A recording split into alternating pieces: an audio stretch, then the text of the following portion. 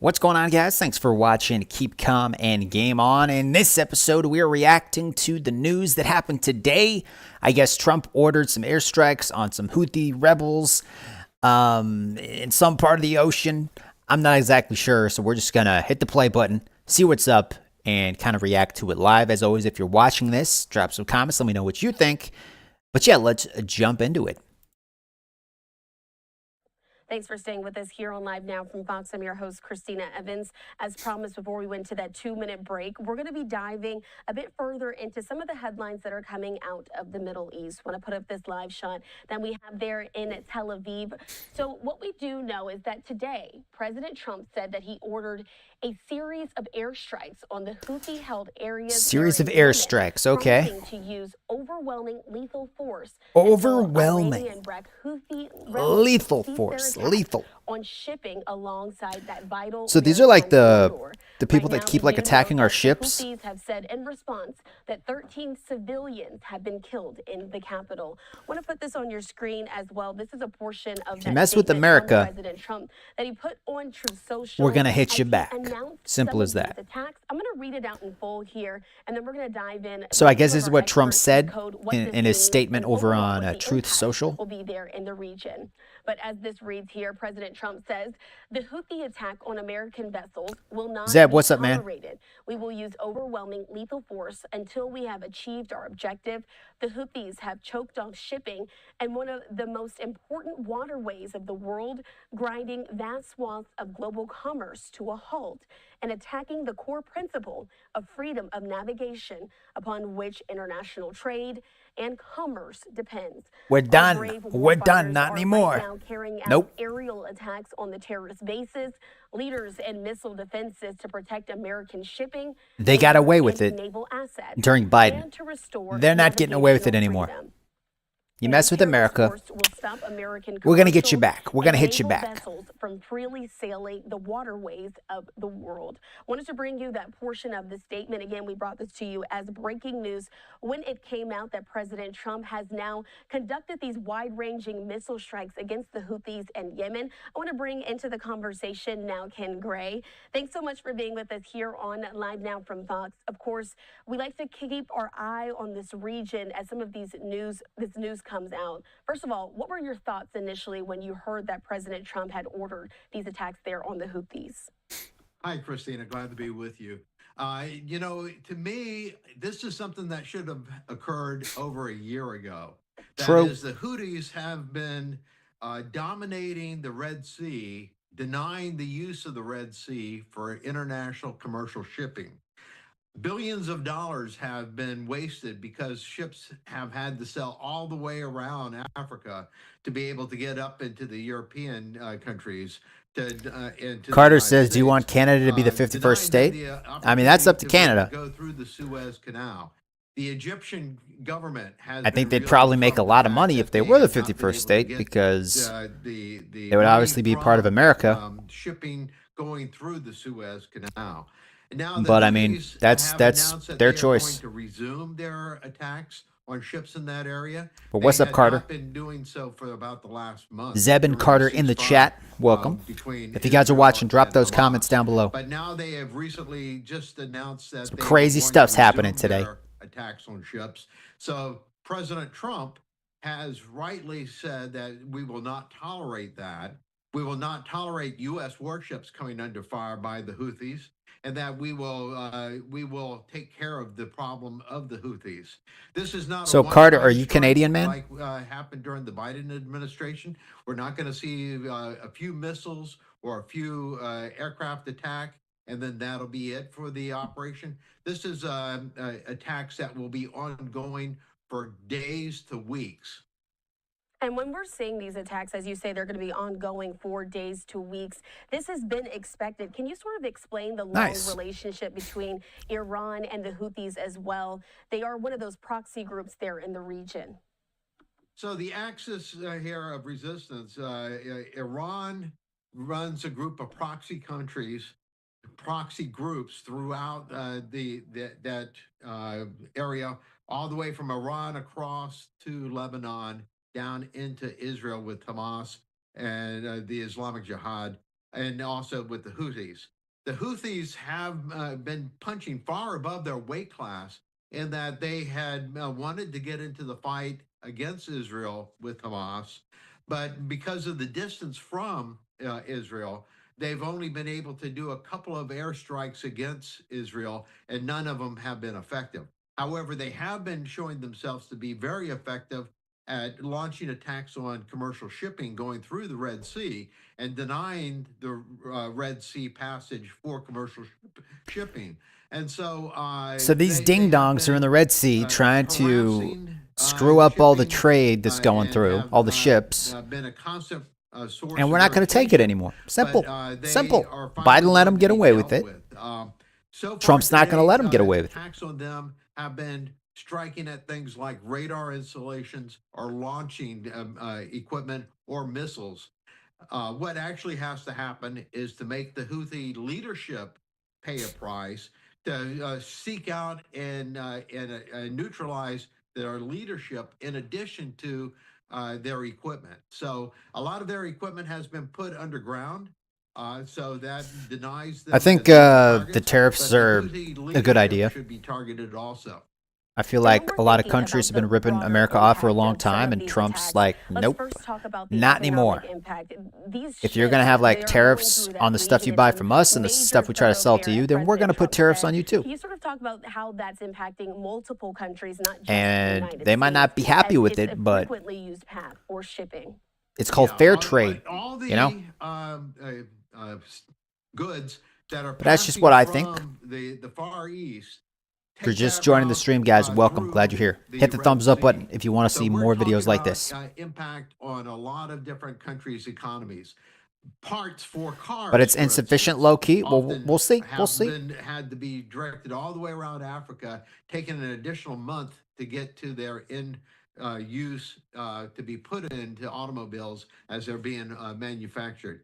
Electronic goods coming from China has to be diverted all the way around like that around Africa. And so this has been an impact not only on the United States, but an impact on European countries across the board and an impact on the So like Far cargo East. ships and stuff, they're And trying to get so their cargo the through Houthis, this part of the ocean. as I say, are punching And far these above their dudes weight keep class. like They have attacking had the a ships real and stuff. impact to be such a And that's strong probably group causing that, prices to go up because barely if you have to like controls the send your country of ships Yemen. to in a different route, you're going to be spending they more have gas and split more Yemen fuel into the, to Yemen get them to government go and the around. Houthi And if they're being government. attacked, that's So they yeah. have So been a if we can just constant get these source of people irritation. taken care of out of the equation, Saudi Arabia had been and basically fighting send a with message that if you're messing with America, we're going to mess with you. making peace Simple. with, the Biden didn't do it. The Houthis, Biden had a different as I say, strategy. I don't know what wanted Biden to was be doing, but involved in the attack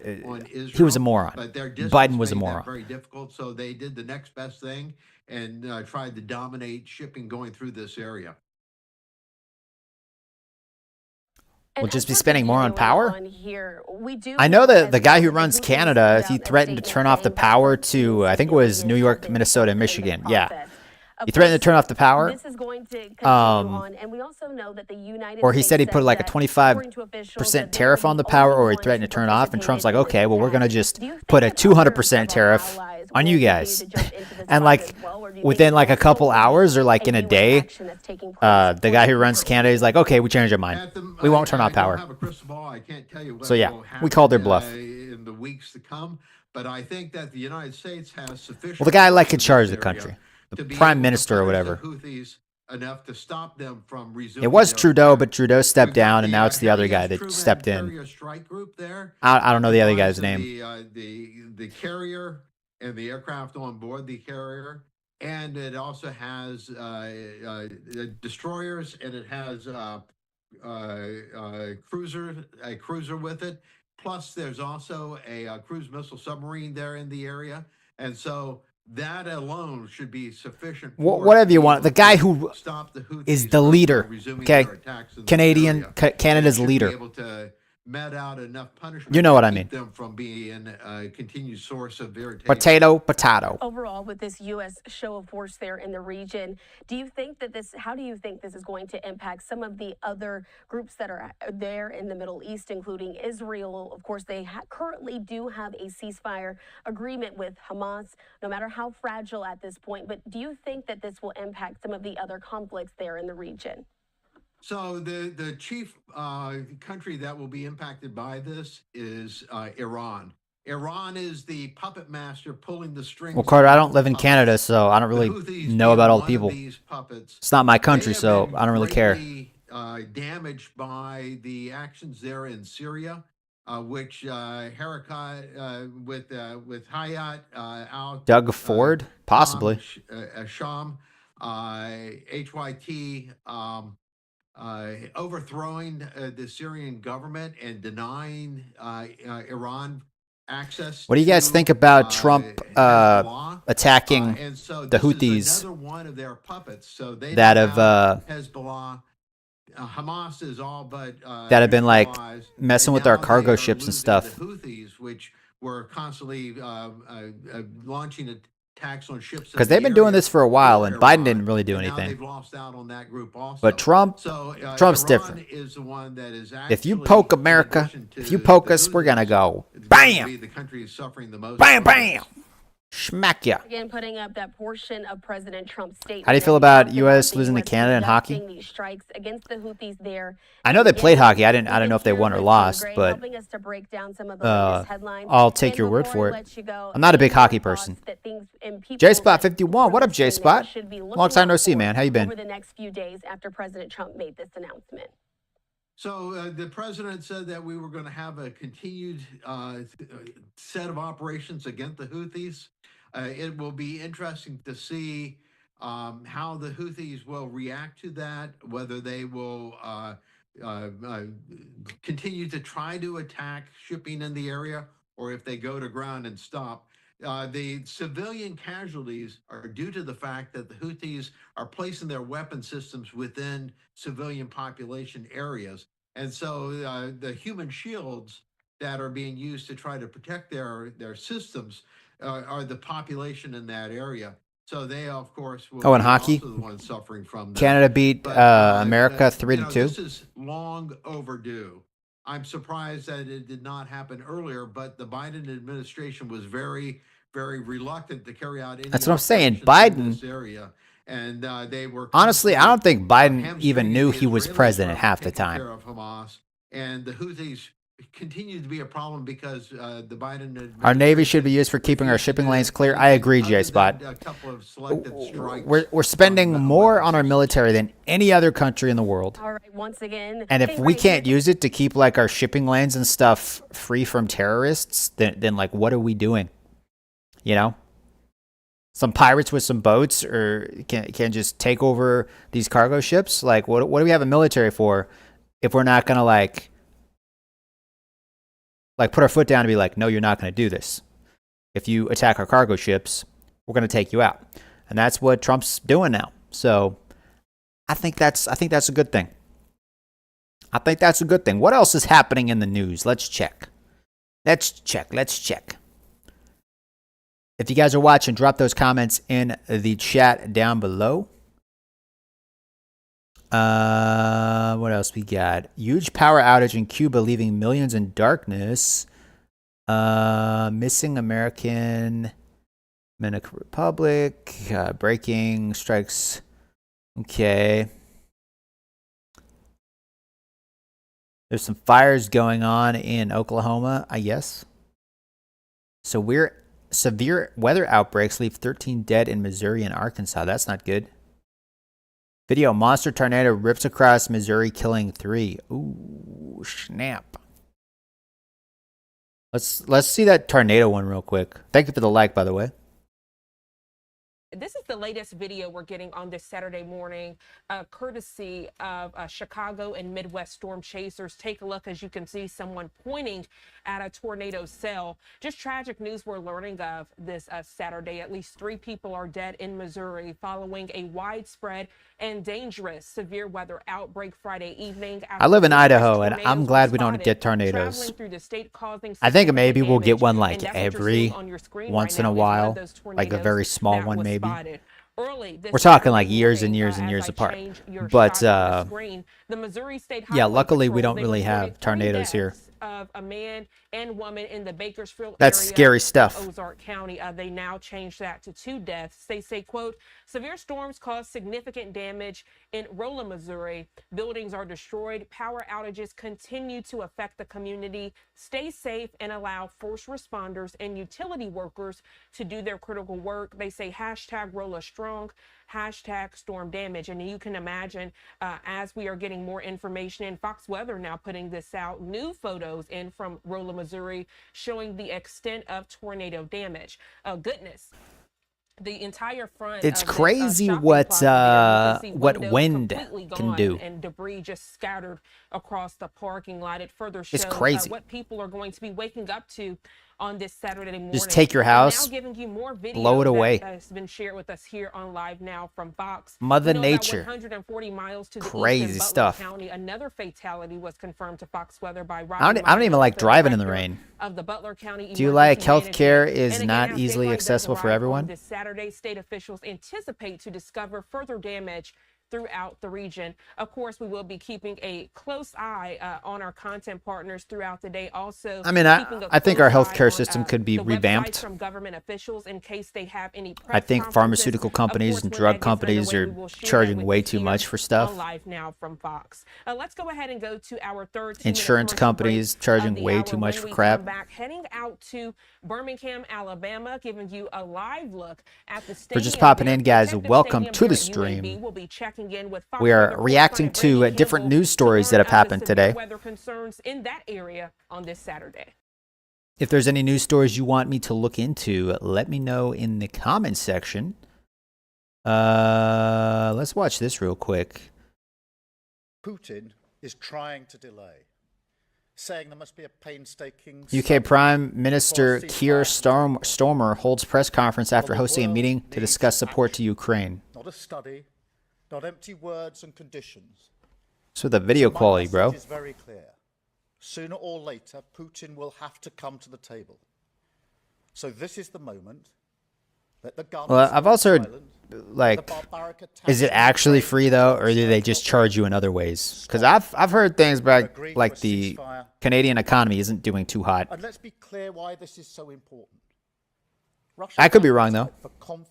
Nothing in life is worth anything is free. True. Back here at home in the United Kingdom. I think if we if people just start eating healthier, exercising, that would help a lot. You know, with the health problems that a lot of people have. Now is the time to engage in discussion. A lot of the processed food, high fructose corn syrup, all that crap. You know. And agree to serious Melissa, how's it going, Melissa? Towards not just a pause, but a lasting peace, backed by strong security. Do you guys think Trump's gonna end the war in Ukraine? You think he's? I think he's trying to. Like Russia's starting to talk with Ukraine now, and hopefully we'll agree on a ceasefire of some kind, and we can start actually figuring out how we're gonna end the war. It brings together partners from across Europe, as well as Canada, Australia. We not have to pay for it. Interesting. With backing from others too, including Japan. We agreed we will keep increasing the pressure on Russia, keep the military aid flowing to Ukraine, and keep tightening the restrictions on Russia's economy to weaken Putin's war machine and bring him to the table. And we agreed to accelerate our practical work to support a potential deal. So we will now move into an operational phase. Our militaries will meet on Thursday this week. Do you think, like, by the end of the month, the war will be finished? That would be crazy. To swing in behind a peace deal. That would be crazy if, like, by the end of this month, like, the war is just over. Like, we agree on some peace treaty. That would be crazy. Will it happen that fast? I don't know. We must make this a reality. I don't think it's going to happen that. I mean, you never know. Towards the outcome that we want to see, to end the killing, a just and lasting peace in Ukraine. Carter says, not really. Only really prescriptions are subsidized. Other than that, any surgery, hospital visit are free. I am Canadian. Trust me, I don't have to pay. Nice. Well, that's kind of cool. From the BBC, Hannah. Thank you, Prime Minister. I mean, I have health insurance through my job and stuff. I really don't go to the doctor that often. But I'm only 33, so if I was older, I would probably have to go more often. But my job is also very physical, so maybe that helps keep me healthy. I don't know. I do need to cut back on like soda and stuff, though. Well, let me start from the premise that a lot of... Thank you for the likes, guys. If you're enjoying the stream, hit that thumbs up button. Let's get us higher up in the rankings. Let's get higher up. Let's be the top stream tonight for news. And the group that met this morning is a bigger... A couple nights ago, we had like 120 people watching. That's crazy. That video had like 8,000 views. Put on the table this morning, both in relation to...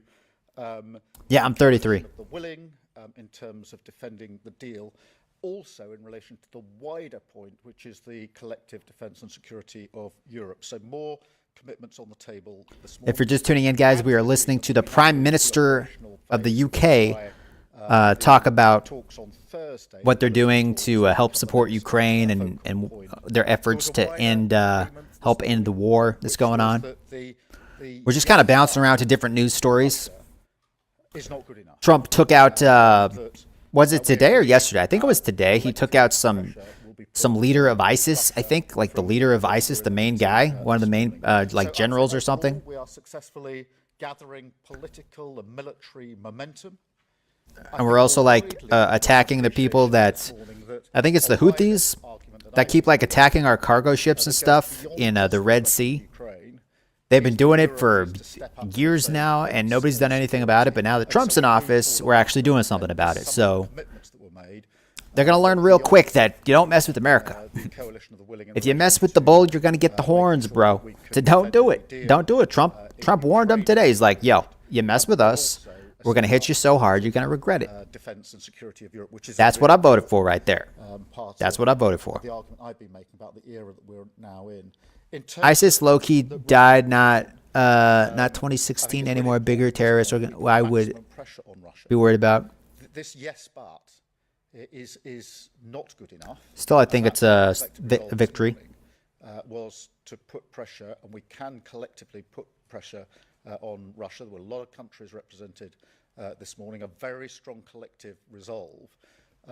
And so I think we've made real progress this morning. And that momentum and that resolve by a number of countries and making sure we continue to be forward-leaning is really important. Is Canada keeping the shipping lanes clear? Thank you, Prime Minister. I don't know. What you haven't mentioned today is a US security backstop. Have you concluded that Donald Trump isn't prepared to provide a security backstop? And do you think this coalition of the willing can defend Ukraine without the support of the US? And secondly, if I may, you've talked about a full ceasefire agreement. At the moment, President Putin is suggesting he's not willing to agree to a 30-day ceasefire. What hope have you got of getting a long-term lasting peace? Well, look, firstly, the position on the US hasn't changed. The answer is AI. It needs to be done in conjunction with the United States. In like 5 years, we're going to have like robots walking around everywhere. The military is just going to be robots. It's just going to be drones. Yesterday, it just arrived back this morning. So the position, and then they're going to turn on us like in Terminator. With the United States hasn't AI will take over. Skynet will take over. Discussions that we are on your wider challenge that Putin is saying yes, but we need to get him to yes and get round the table. And I do believe we can apply collective pressure to that end.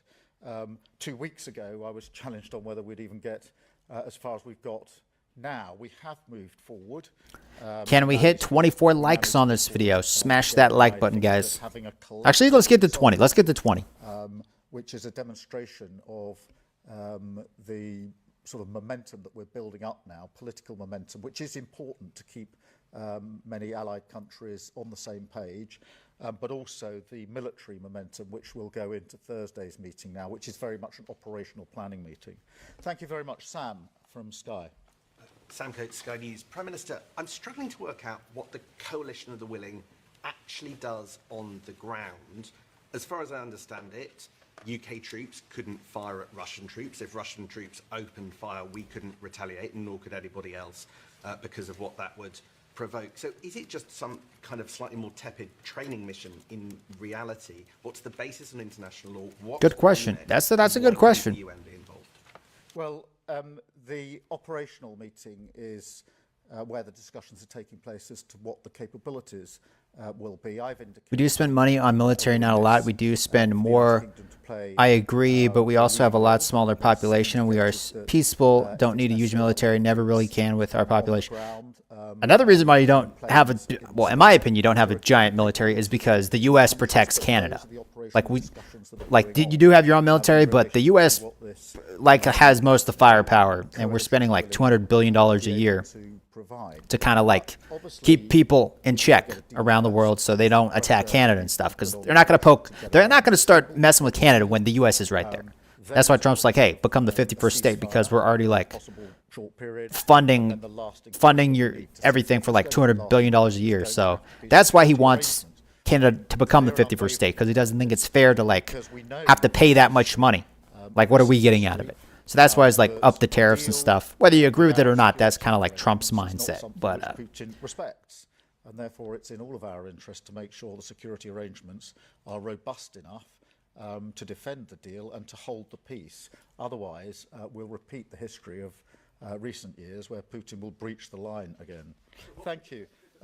Caroline from the Sun. From what I heard, Canada's actually considering buying 15 fighter jets, because Trump basically said we're not gonna keep defending you guys. We're not gonna keep spending all our money defending you guys. So if you want to protect yourself, you're gonna have to fund it yourself. So now Canada's actually thinking about building up their military, because the free ride's over, boys. The free ride's over. About sanctions, are you now willing to seize those frozen Russian assets? And also, what is your message to President Trump about the urgency of the situation now, that he must be part of the coalition to bring Putin to the table? I think there are 2 points of pressure. The first is more military capability for Ukraine, and fresh commitments put on the table this morning in that regard. So this group is moving forward on that. That's short-term military. I think Trump's mindset is why are we spending all this money on Canada when what do we get out of it? You guys have tariffs on us, in terms of but you get mad when we put tariffs on you. It's you can rip us off, but you get angry when we try to level the playing field. So it's why? What are we getting out of it? It would be one thing if we were getting a lot of goods and services and stuff for a reasonable price, but we're getting taxed on a bunch of crap. So Trump's yo, if you want to play that way, become the 51st state, or we're just not going to put up with it anymore. Canadians might not like that way of thinking, but a lot of Americans do. They're yeah, we're done getting ripped off. Where he continues putting unreasonable demands on any ceasefire, on any negotiated settlement, perhaps doesn't even come to the table at all. And in that scenario, we can't be certain that Donald Trump is going to side with us. 35 jets, and they have already bought 16. Yeah, I heard they were going to buy another 15 though. But they thought we're not going to do it. But now that Trump's put up all the tariffs and stuff, they're okay, maybe we're going to actually consider buying those 15 other jets. That's what I heard. Whether it's true or not, I don't know. Secondly, on the US and Caroline, I'm sorry, you also asked me about. But that's a lot of money. Jets are not cheap. Talking to the US every day about what happens next. I am clear in my own mind that President Trump is absolutely committed to the lasting peace that is needed in free trade. Ukraine. Yeah, Trump basically said if a country puts a tariff on us, we're going to put a tariff on them the same amount, and some actually more than that amount, because they've been ripping us off for so long. Between So like we need to get some money back because we're kind of broke. For many years ahead. So Biden, I mean, not just Biden, but man, but it is important. And Biden did a lot of damage. We need as many countries as possible thinking together, discussing together, and moving forward together as a group, which is what we've achieved this morning. Thank you very much. I've got Dan from Politico. Hello, Prime Minister. Dan. Former White House advisor Fiona Hill, who's working on your defence review, believes that there's going to be a proliferation of countries seeking to obtain nuclear weapons as a result of the combination of what President Putin is doing and the fact that they think that they can no longer rely on the US to come to their aid. So, do you believe that's going to happen? What do you think you can do to prevent it? And if I may, given PIP benefit is not linked to work, how do you square making PIP harder to claim with your stated aim of getting people into? You can only engage in free trade with a good partner. Obviously, our position is that. Plus, Trump also said like he wants Canada and Mexico to secure the border more because people are just like coming through Canada, they're coming through Mexico, entering America. Also, drugs are coming in. He's like, you guys got to button it up. You got to keep the drugs out of America. Keep, illegal entries into the country as low as possible. And when you do that, then maybe we'll consider lowering some of the tariffs. But until that happens, need to and are able to get into work, which the current arrangements don't. Canada needs America way more than America needs Canada. It's just how it is. Case for reforming welfare, which is what we're doing. And I've got Anna from the Mail on Sunday. So the examples of pressure you've given, Prime Minister, are things that the UK has done before and to date, and they don't seem to be working considering the Kremlin's response. How are you concerned about that, and is there anything you're going to do? If you guys are watching, drop those comments down below, especially if it's your first time. More effective, perhaps. Drop a comment so I can give you a shout out. Also hit that thumbs up button if you're enjoying the live stream. Russian nationals included. Is that something you're considering? Well, look, firstly, the effect of the sanctions on the Russian economy have been pretty profound. We shouldn't underestimate the impact that they've already had. And by doubling down and increasing the sanctions, that will cause even more pressure and pain on the Russians, in combination with what President Trump is indicating would be the consequences as he sees it and the action that he proposes to take. So that's quite a combination. On the question of Putin's position of yes, but we need to move that. But just as I stood here in London 2 weeks ago saying we need to move forward, we need to make progress. So I say it again, I don't accept that things are frozen as they are today and that no party can now be moved forward. I don't accept that for a minute. I think that if we apply pressure, we show a collective result. Yeah, from what I've heard, Canada, when it comes to farming goods, there's quite a bit of tariffs. To get the parties round the table for negotiations.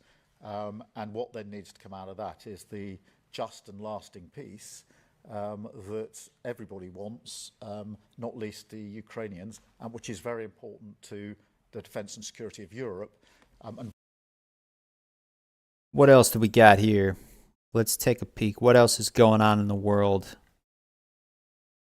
What else is going on in the world? So many things.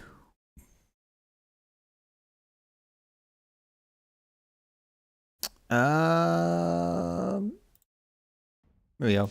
Welcome back here on Live Now from Fox, 310 on the East Coast and 1210 on the West Coast.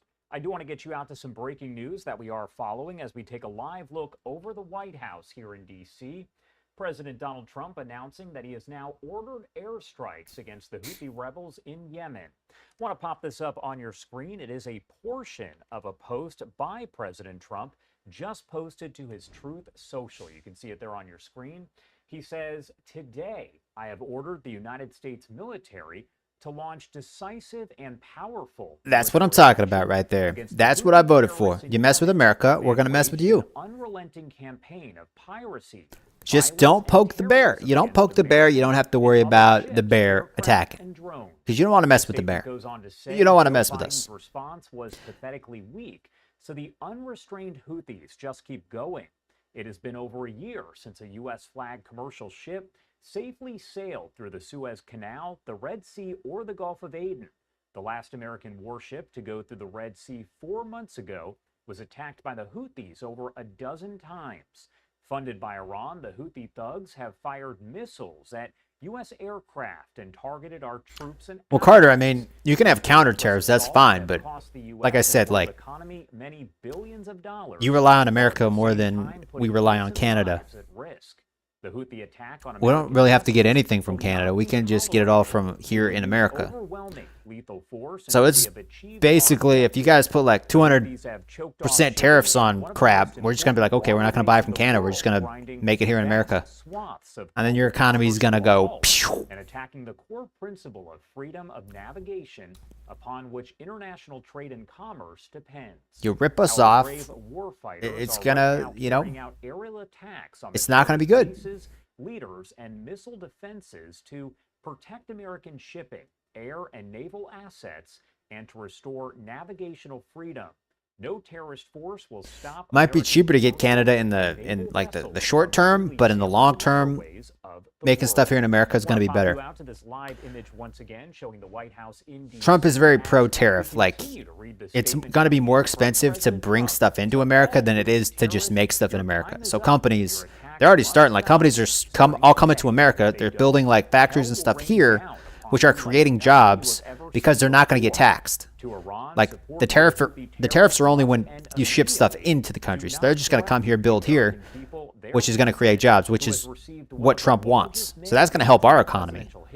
It might not happen overnight. It might get, you know, worse before it gets better, but in the long run, I think it's going to help. But that's just my opinion. Cheaper isn't always better. It's good to be self-sufficient, you know? What else should we look at here? Let's go with this. Peter. Thank you, Caroline. Are any officials here preparing to fight Democratic lawmakers in the streets? Absolutely not. So and thanks for the question. Some elected Democrats are so steamed See, about Doge. there's a theory going on that Trump is intentionally crashing the stock market because pretty soon we have to we have to redo all our loans because we owe a lot of money to a lot of people. But if you refinance at a lower interest rate, which is what happens when the stock market crashes, you know, that's better. You know, if you have a loan at a lower interest rate, that's better. So some people are saying Trump doesn't care if the stock market crashes because it means the interest rates are going to go down. And when we redo our debt, you know, redo the loans on our debt, we can do it at a lower interest rate, which is going to be better. So he's like playing 4D chess when everyone else is playing checkers, you know? But that's just a theory that some people are throwing out there. Whether it's true or not, I don't know. And encourage Americans to take to the streets is incredibly alarming, and the stock market goes up, it goes down, it goes up, it goes down. Doge engineers with access to treasury systems. Can you clarify? And if the stock market drops, people just end up buying more stock because eventually it's going to go back up. So they're going to have more stock, and then when it goes up, they're going to, you know, like I've been buying more stock when the market's down. You know, you got to buy low, sell high. So eventually, Adzaloni, long time no see, man.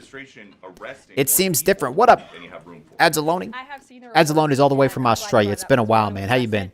There have been a total of 4 Adzaloni has been subscribed to the channel a very long time. This is of this morning when I got this information from DHS that have been released from custody of the more than 8,000. And yeah, man, we're just kind of watching different news stories happening in the world, kind of reacting to it. Reasons for their release. Some of the factors include a lack mixing of it up, significant you know, likelihood of removal in the foreseeable future, lack of detention availability, which is something this president and this administration has been.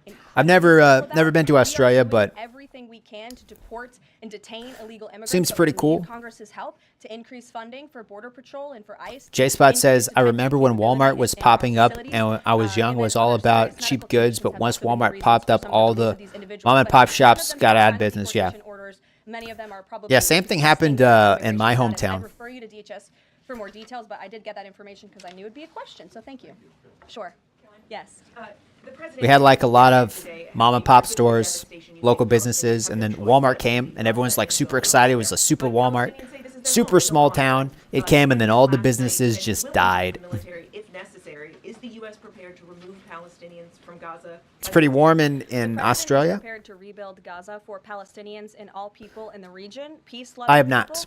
Who want real economic development. I haven't even been out of Idaho in like 10 years. I don't travel a whole lot. Controlled by Iranian-backed terrorists, Hamas, who have brutalized Maybe one day. Israelis, but Palestinians too. It is because of Hamas that you Never been on a plane either. Don't really want to go on a plane anytime soon. From what I've just seen a lot of stories lately in the news about planes crashing or almost crashing or flipping upside down when they land or catching on fire. He made that very clear in his first. Yeah, I don't plan on flying anytime soon. How that will be accomplished, the president and his team are talking with our allies in the region to consider next steps. But should the American people be prepared to see U.S. military on the ground fighting a ground war against Hamas? Again, the president has not committed to U.S. troops in the region. Dang. I have said that the president has not committed to that. Southern Hemisphere hurricane in 51 years. That's crazy, man. The president has spent basically his entire public career criticizing. Glad to hear you're okay, though. Nation building. That's hurricanes are definitely scary. This plan seems like it could ultimately involve all of those things. Can you explain this reversal and how building and owning Gaza squares with America First foreign policy? I would reject the premise of your question that this forces the United States to be entangled in conflicts abroad. The president has not committed to putting boots on the ground in Gaza. He has also said that the United States is not going to pay for the rebuilding of Gaza. His administration is going to work with our partners in the region to reconstruct this region. And let me just take a step back here, because this is an out-of-the-box idea. That's who President Trump is. That's why the American people elected him. And his goal is lasting peace in the Middle East for all people in the region. And as I said in my opening remarks, we've had the same people pushing the same solutions to this problem for decades. And it's been made very clear to the president that the United States needs to be involved in this rebuilding effort to ensure stability in the region for all people. That does not mean boots on the ground in Gaza. It does not mean American taxpayers will be funding this effort. It means Donald Trump, who is the best deal maker on the planet, is going to strike a deal with our partners in the region. He did not rule out American troops in Gaza last night. Are you doing that now? I am saying that the president has not committed to that just yet. He has not made that commitment, and you know that. And on the foreign partners, the Jordanians, the Egyptians, the Saudis have already panned this plan. What foreign partners, if any, have expressed any interest in being part of it? Well, the president has said he's been socialing this idea for quite some time. Thank you for the likes, by the way, guys. Smash that like button if you're enjoying the live stream. Also, vote on the poll we got going in the chat. I asked the question, do you think Canada will become the 51st state? We got 6 votes. 17% say yes, it will, and 83% say no, it will not. So vote on that poll. I'm just curious what you guys think. Will it happen? Probably not. Probably not. But stranger things have happened, you know. Nobody thought Trump would win the first time, and he did. Nobody thought Trump would win this time. Well, I mean, a lot of people thought he would win this time, but do you really think that families but stranger things have happened. Their dream in a region that looks like this, with no running water, no electricity? And the special envoy to the president, Steve Witkoff, recently traveled to Gaza, as you all know, and he came back with images that he showed the president of the dire situation here. And the president made this decision with a humanitarian heart for all people in the region. Dasha. Caroline, you said the president has been working on this idea for a while behind the scenes now. Is there a written plan based on the president's proposal for Gaza? And if so, when was it drafted and who had a hand in that? The plan was written in the president's remarks last night as he revealed it to the world and to the American people, and his team are continuing. J-Spot says Greenland is more likely to become a part of the U.S. Yeah, Greenland seems like it's again continue to engage with our partners. It's considering it. It seems open to the idea. I know it's trying to gain its independence, but they seem pretty open to the idea of becoming part of America. The only way Canada would work as a next state is actually many states. I doubt they'll accept being represented as a single state. True. Yeah, I agree. To no longer allow men to compete in women's sports. And I think the president, with the signing of his pen, starts a very public pressure campaign on these organizations to do the right thing for women and for girls across the country. Again, this is an incredibly popular position. There have been many notable female athletes who have had the courage to speak out against some very powerful institutions in this country. They deserve to have a voice and a say. The president is bringing their voice to the highest level at the White House this afternoon, and he expects these organizations to comply with this federal executive order that he'll be signing today. Thank you. And one more on media coverage of this executive order and the topic in general. What's the White House's view of framing that calls men transgender females or similar rhetoric coming from organizations like the ACLU and GLAAD? Well, it's been very clear. The policy of this administration is that there are only two sexes, male and female. Pretty simple. Brian Glenn. Yes. USAID has got Pretty simple. in the last couple Pretty of simple. days with some of these bizarre things that we've been taxpayers have been funding. Now it looks like there are a couple media outlets that have been dragged into this conversation as far as USAID funding as well. Does the president have any comment on that? So upon coming out here to the briefing room, I was made aware of the funding from USAID to media outlets, including Politico, who I know has a seat in this room. And I can confirm that the more than 8 million taxpayer dollars that have gone to essentially subsidizing subscriptions to Politico on the American taxpayers' dime will no longer be happening. The Doge team is working on canceling those payments now. Again, this is a whole of The Doge team with Elon Musk. Any Elon Musk fans out there?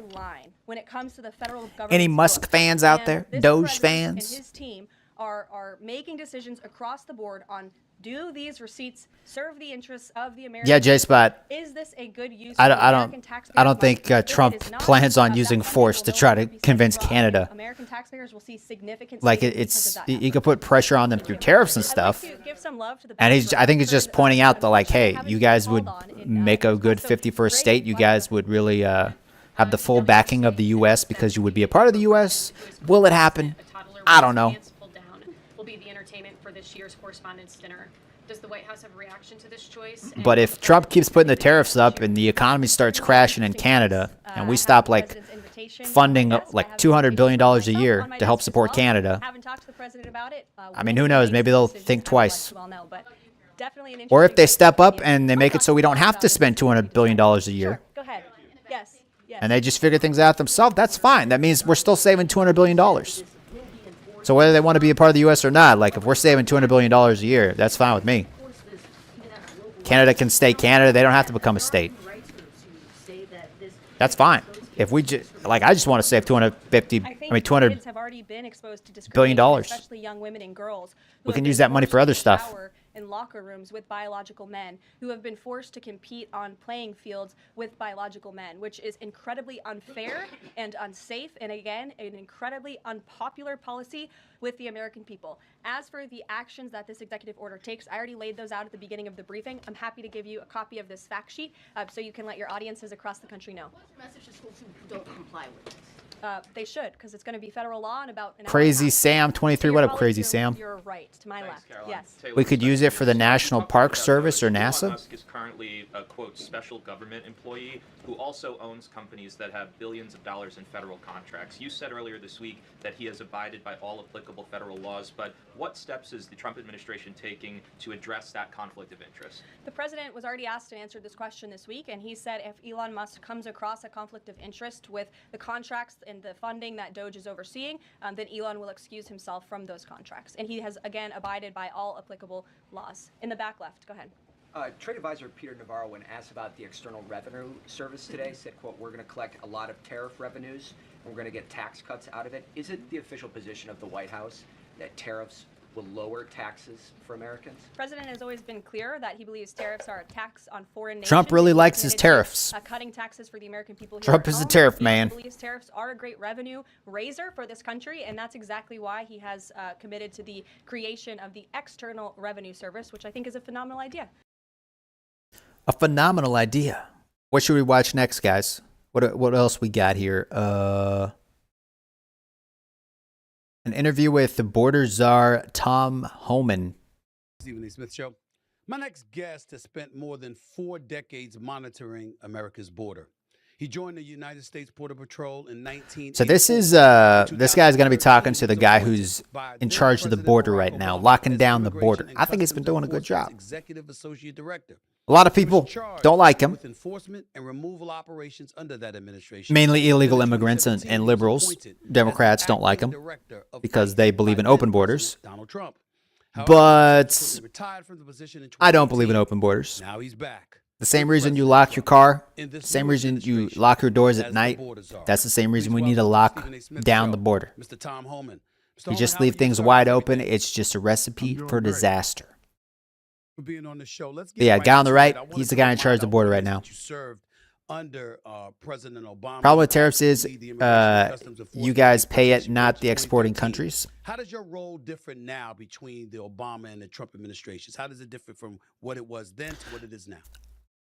I think the whole point of the tariffs, well, one of the big reasons why Trump is putting tariffs on is because he wants all the companies that are just like making things in China and crap and just shipping it into America.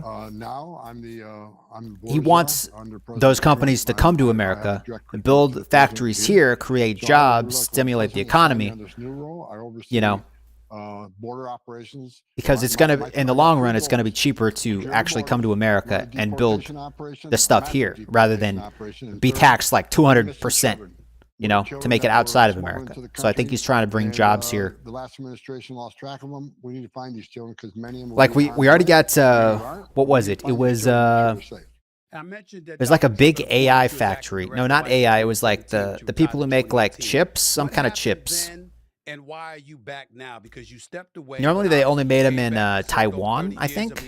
You've given your service. But now that company is coming to America, and it's going to be making like a big factory here and start producing those chips here in America. So even if China decides to try to take over Taiwan and there's like a conflict or something, we'll still have that company here making chips because the chips like that company is making are in everything. They're in cell phones, they're in TVs, they're in cars.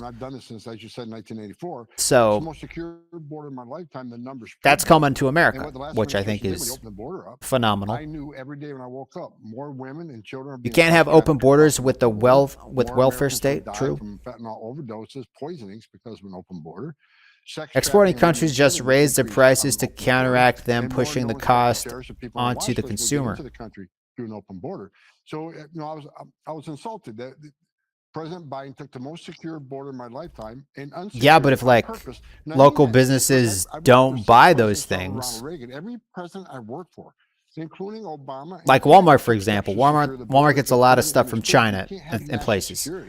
But if like if Walmart decides that like, hey, this toy car, we're having to pay like double to get it into our store, or we're having to like up the price double, consumers aren't buying it, so we're just going to stop buying this product from China and allowing them to have it in our store. We're just going to buy it from a local business. So now the companies in China, they're like, hey, they're not buying our product anymore. They're just buying it from someone that makes it in America because customers aren't going to pay double. And I don't mean to ask it politically, you know? But I'm asking it this way. So in the long run, I think it's gonna work out for America. President Biden literally went against. Yep, that works. He also putting tariffs on Australia steel and other raw materials. Do you guys have a lot of steel? I don't know. I know aluminum and steel. He's taxing a lot now. Yet Biden comes into office in 2020. But I feel like we probably we got to have a lot of aluminum and steel. We just haven't like been doing it here because it's cheaper to do it outside of America. But cheaper isn't always better. You know, yeah, it might cost more to do it here in America, but it also creates jobs. So, you know, if we move production of goods to America, won't it end up costing more because labor in America costs more than labor in other countries? Isn't that why outsourcing happens? Yeah, but the whole point is to bring companies to America. They saw future political benefit from this. Like if I got to pay more money to have something made in America, and I know it's like going to people that live here and helping stimulate our economy rather than just going to China and helping pay for China's economy.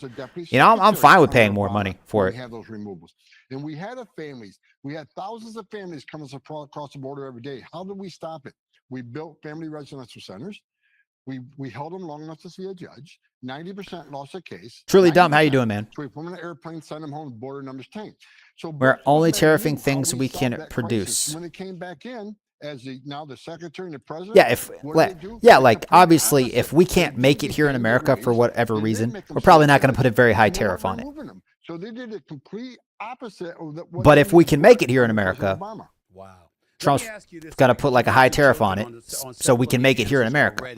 And I know you mentioned you're trying to find children. We want to be self-sustaining, you know. We don't want to have to rely on Canada or China or Mexico for all this stuff. Finding, you know, children that have been separated from their parents. You know, Walmart's, everything at Walmart used to be made in America.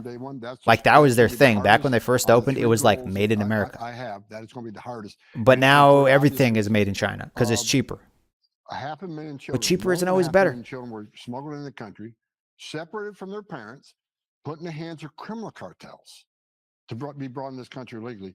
And you know, you and I. Yeah, America has a lot of steel. It's just been cheaper to like outsource it. But these 500. So like we have the stuff we need. Criminal cartels. We just haven't been utilizing it. The last administration was concerned about one thing: optics. And it's not going to happen overnight, you know. The instructions to ORR, which is Division HHS, was to process release as quickly as you can, because if there's no overcrowding, we can say the border's secure. Nothing to see here, right? Also, guys, do me a favor. Hit that thumbs up button. Let's get to 20 likes on this video. Can we get the 20 likes? Also, vote on the poll in the chat. Do you think Canada will become the 51st state, yes or no? 12% say yes, it will, and 88% say no, it won't. So vote on that poll in the chat and hit the like button. Everybody in that household to make sure there wasn't a child predator in that household, make sure there wasn't a gang member in that household. Right now we're watching the Stephen A. Smith show. Yeah, it's Tom Homan, the border czar, on right now. Just talking to him, kind of just listening in and reading the chat. They weren't run through record checks, and many of the identification they provided was not assured that it was legitimate identification. So here's the issue now. We got 300,000 children we need to find. And there's a way to find you and me, Stephen. We have a footprint. We have a digital footprint. 300,000 missing children at the border. That is crazy. Utility bills, whatever. They can find us. But a child 300,000. Which means we got to use the digital footprint of the sponsors and what information they provided. I don't think Canada becomes part of America without military intervention. And if we invade Canada, that'd be the trigger for something much bigger. So I hope not. That's not. I doubt that's going to happen, man. Many won't find their with their parents. But many of like he'll put economic pressure on Canada. Children are going to be in forced labor. We already found many in forced labor. But he's not going to like invade Canada. In sexual slavery. And so we need to find. And we like spend $200 billion a year to help like support Canada. So if we just stop giving Canada $200 billion, that's fine. Like if they don't want to become part of America, that's fine. Trump's just saying like, hey, you can become part of America. We can both prosper, make a lot of money together, or we stop giving you $200 billion and you can stay Canada. That's fine. You know, your economy is going to suffer, but we're going to save $200 billion. How do you answer these questions for those that don't so he's like, how do you answer take it or leave it. You don't have to take it. You don't have to be part of America. It would be better for you guys if you did, because we're not going to give you this money anymore. But he's not going to invade. Like if the only thing that comes out of this is just us saving $200 billion, that seems like a lot to me. That seems like a good thing for America.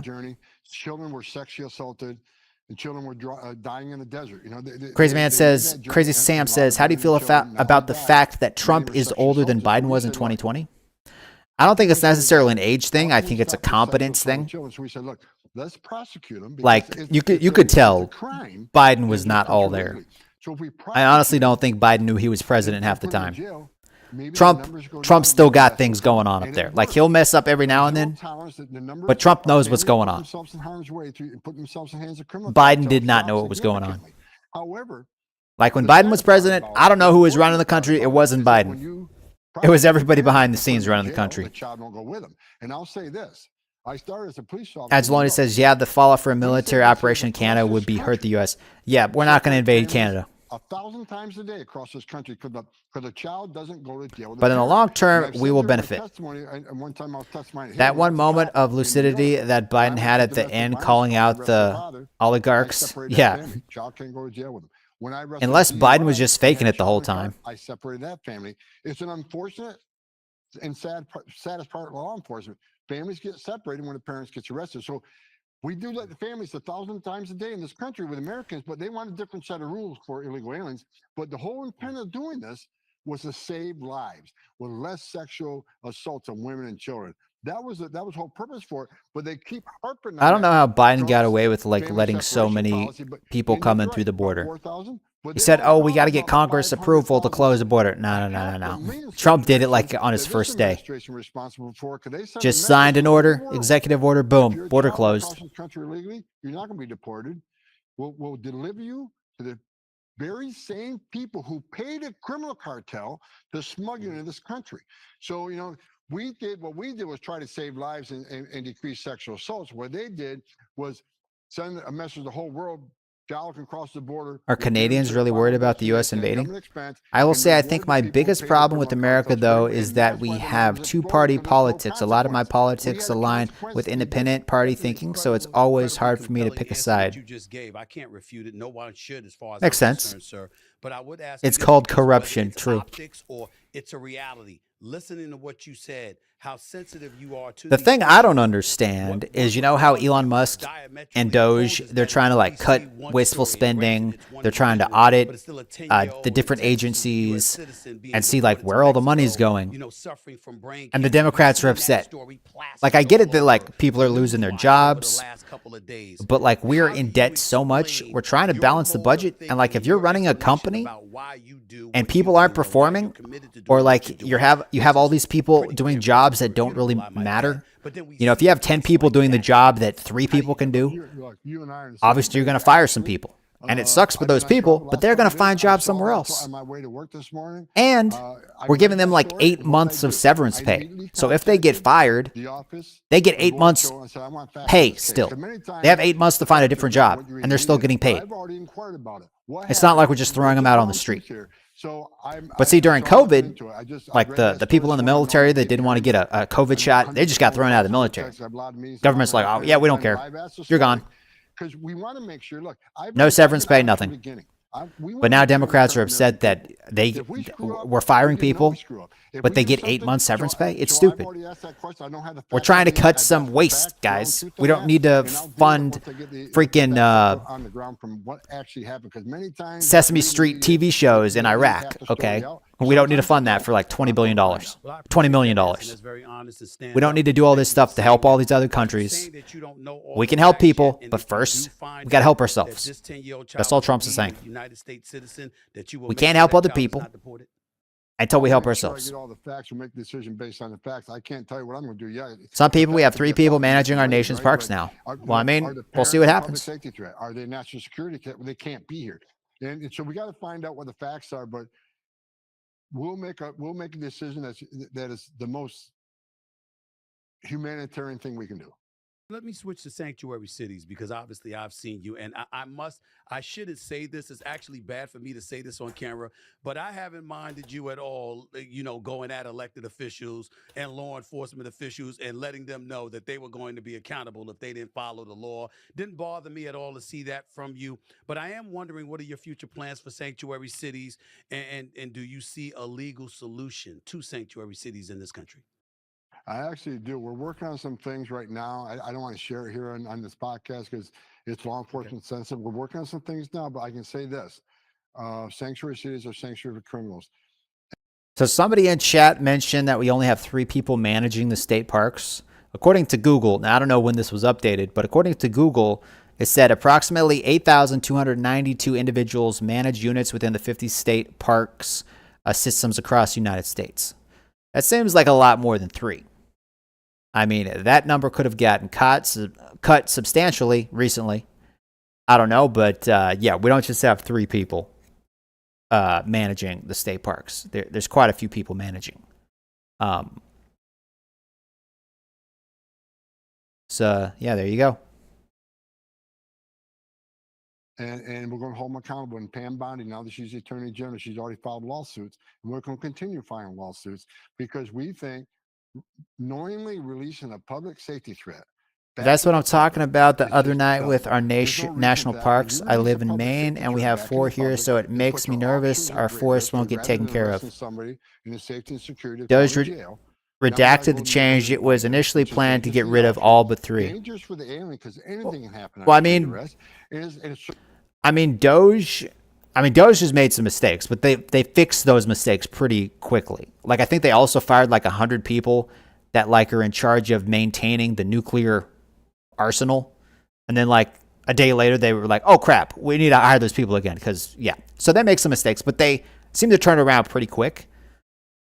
And I'm not really worried about the national parks because like if we're taxing Canada and stuff, and we're not going to be relying on them as much for like lumber and whatnot, it means we're probably going to be like thinning the forests out here. We're going to like be maintaining the forest. We're going to have to like start cutting trees down here. And obviously we're going to cut the trees down that are going to make the forest healthier first.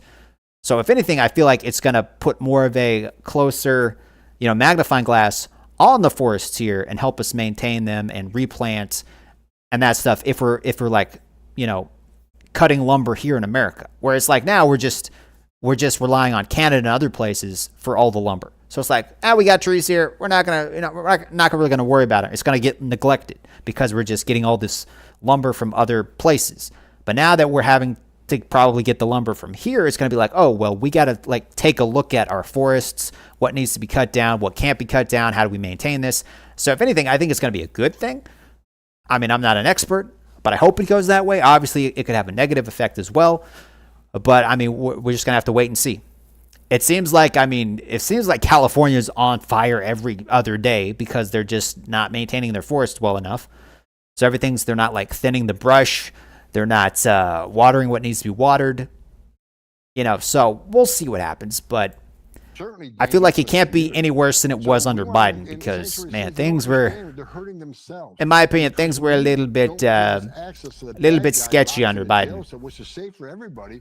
You release them to the community. Yeah, Doge is going to work fast and then correct. I agree. You're going to put the public at greater risk of crime because many will commit another crime. I appreciate how agile they are with making choices. I just wish a little more caution was taken before they play with people's jobs. Others that are a criminal threat, but they're in the country illegally. Well, they're going to go to because we're not going to. I agree, man. And I think Trump recently said that instead of just like cutting like all these people, like he's going to say like we want to cut 25% of your workforce. But then he's going to allow the people running like the department to figure out which people they're going to cut. So like if somebody's underperforming, showing up late every day, doesn't have good numbers, whatever, those people are going to be cut first. So it kind of incentivizes people to actually do their job well because they don't want to get fired. Whereas before, I think Doge was just going in and being like, you're gone, you're gone, you're gone, you're gone. But now they're going to kind of like let the department take the lead on who gets cut. So I think that's a smart move, because it incentivizes people to actually show up and do their job. Whereas before, it's like we just show up, we're working from home in our pajamas, we're getting paid, maybe we have a second job, we just do this job on the side. Now people are actually having to be accountable. There's that big thing where like Doge sent out an email that's like, say 5 things you accomplished this week, and everybody lost their mind. They're like, how dare they? How dare they ask? That's so insulting. You can't name 5 things you've done. You can't respond to one email. Like, what are we paying you for? You can't respond to one email. It's stupid. Turn our back on illegal alien once we excuse me. Do their job and enforce immigration law. So what you get being a sanctuary city is exactly what you don't want. More officers in the community and more collateral arrests, because we found them while we're looking for the bad guy. So we want the sanctuary cities to do one thing. We got 7 likes on this video, guys. Thank you for the likes. That you locked in a jail cell because obviously the public safety threat. Give us access to that person. It's safer for everybody. It's the right thing to do. And the message from sanctuary cities is this, which is a bunch of crap. Well, we're a sanctuary city. We're welcoming jurisdiction because we want illegal aliens to feel safe when they want to report crimes or they're victim of crime to come to us for help without the fear we're working with ICE.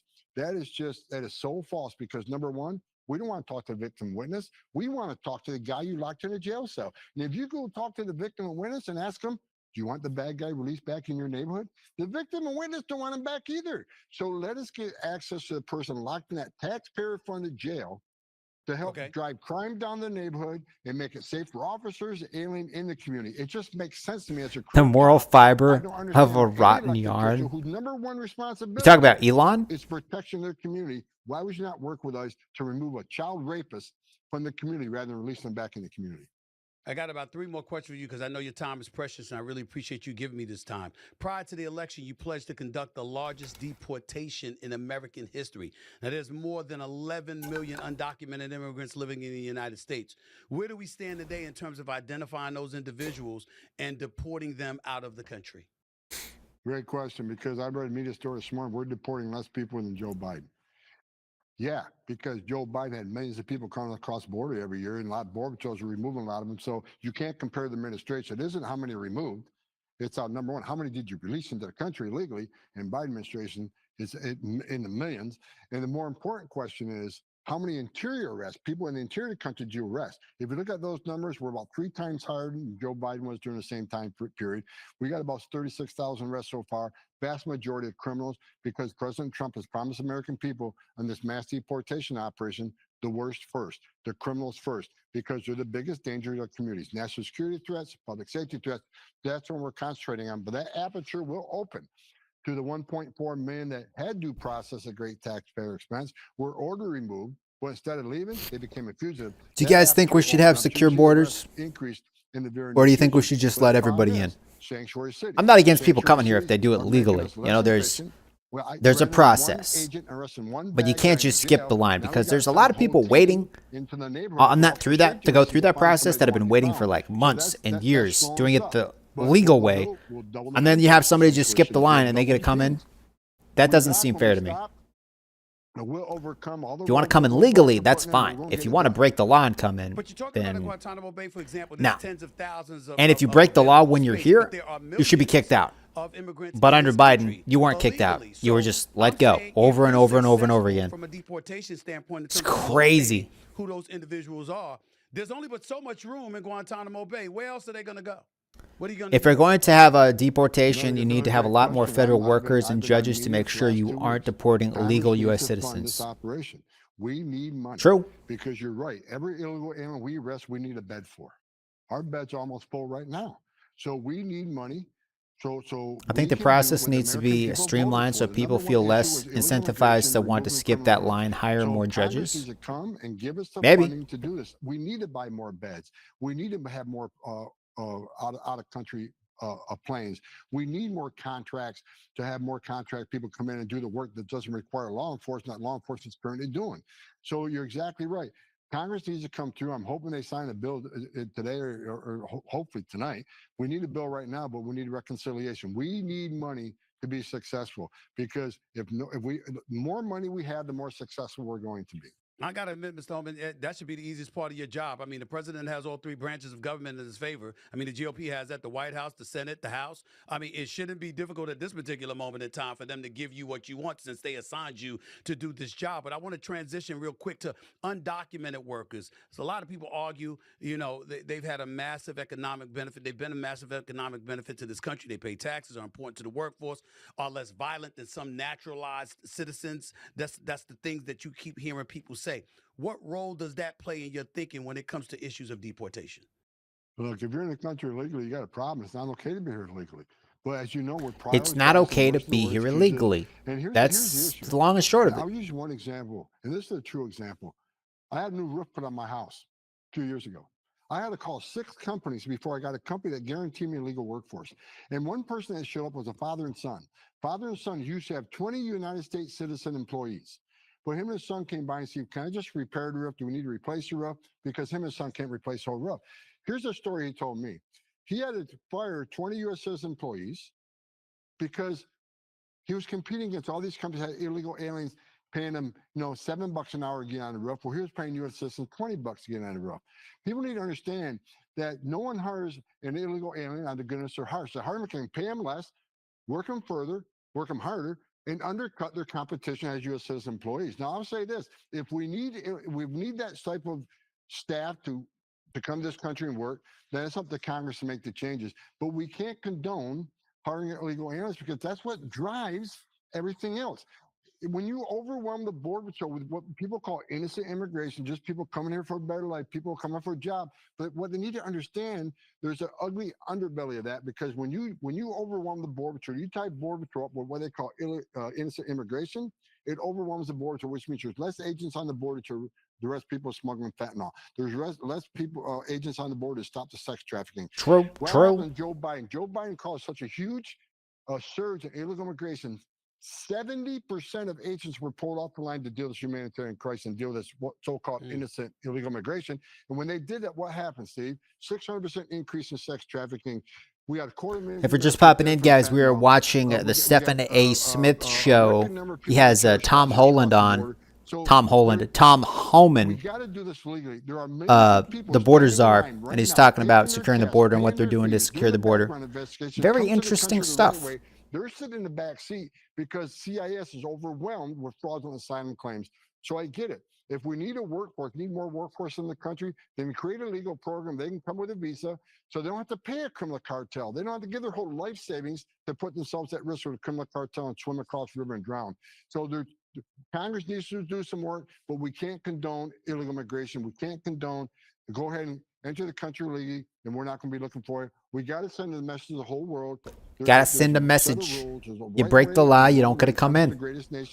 And if you don't come in legally, you're breaking the law. Congress to do that. But in the meantime, we can't okay illegal immigration because it's going to result in more people dying, more women being raped, more cartels, making more money to come to flood this country with poisonous fentanyl. Very last question to you, sir. I give you the floor. You want America to know what about ICE right now, today, and moving forward? I'm sick and tired of reading stories that ICE is going to raid your school, they're going to raid your churches, they're doing neighborhood sweeps. People need to understand everybody that ICE arrests is based on a targeted enforcement operation, which means they know who they're going to arrest. They have a pretty good idea where they're going. They have to drop an operational plan.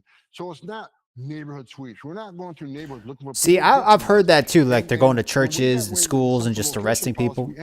I don't know if that's actually true. Maybe in some instances, if there's like probable cause that there's some people there that aren't supposed to be there. But I think the mainstream media kind of overblows it a little bit. But that's just me. I don't necessarily trust the news. They all do it. And ICE should not have a different set of rules. We'll go into schools, arrest a public safety threat, significant public safety threat. Churches, we'll never raid a church, but if we know there's a national security threat we know is in a church right now that we're looking for, we know he's sitting there right now, we'll go and arrest that person. Doesn't mean we're raiding schools, doesn't mean we're raiding churches, we're not raiding hospitals, which I see a lot of left media saying it. They're scaring the immigrant community. I want people to go to school. We want people to go see their doctor and go to hospital, go to church. We got to straighten that narrative out. It's a left that are putting fear in the immigrant community. We are basing our operations right now on the worst of the worst criminals. So go to church, go get your medical care, send your children to school. We're not raiding those places. We're doing the same thing every we ended the poll it's not sweet. Where I asked, will Canada become the 51st state? 77 say no, it won't. And 22 say yes, it will. So I just wish out of 9 votes in the chat. State the truth on what we're exactly doing. Look at the data. As I just said, 36,000 arrests, vast majority of criminals. We're doing exactly what President Trump said we would do and that I said we would do. We're concentrating on worse first. There's no left or right here. I'm Senator. I care about the damn truth. And as far as I'm concerned, I want you to know, first of all, you're welcome back on the show anytime. I would love to have you back on to get in more intensive conversations about this, even more so than we just did over this last 20 plus minutes. I thank you for your time, and please feel free. Anytime you've got something to say and you want to come back and you want to have a conversation, please know that you're welcome to come back on the show, sir. I really appreciate it. Thank you very much. Thank you. So there you go. That was the Stephen A. Smith show. He was talking to Tom Homan, the border czar. Interesting. Very interesting. I'm going to subscribe to this guy. I'll send you guys the link in the chat if you guys want to check out him for yourself. I thought that was a pretty good interview. I don't think judges would be looking to delay the process regardless of political slant. If their job is specialized for border cases, then that's the job they'll do. I mean, that's a good point. Very good point. Very good point. But guys, I think I'm going to wrap this stream up because it's getting a little bit late. It is past 11 p.m. my time. I got to wake up tomorrow. I got this big work meeting I got to go to. If you guys want to help keep the lights on here, you can hit the join button, become members on the channel. For $5 a month, you get access to members-only live streams, members-only chat. When I play Fortnite and stuff, video games, you get a higher rank with the player list, and you get basically you can play alongside me in the games. So that's kind of cool. But yeah, it's just a way to help support the channel. If you can't afford it, no big deal. Hit the like button. That helps too. Sharing the video, leaving the comments, just watching my stuff helps. But thank you to all of these subscribers that did hit the join button. Their names are kind of scrolling underneath my face right there. That's what those names are. So shout out to you guys. I appreciate it. Thanks for watching. Thanks for popping in, commenting, and sharing your opinions with the community. But yeah, I'm going to wrap it up, and I will catch you in the next video. If you haven't already, guys, hit that subscribe button, because YouTube's a big place, and you might never find me again if you swipe away. So hit subscribe. You can unsubscribe later if you don't like my stuff. But subscribe, and I will catch you later. Until then, my name is Adam, and remember, keep calm and game on. Toodles!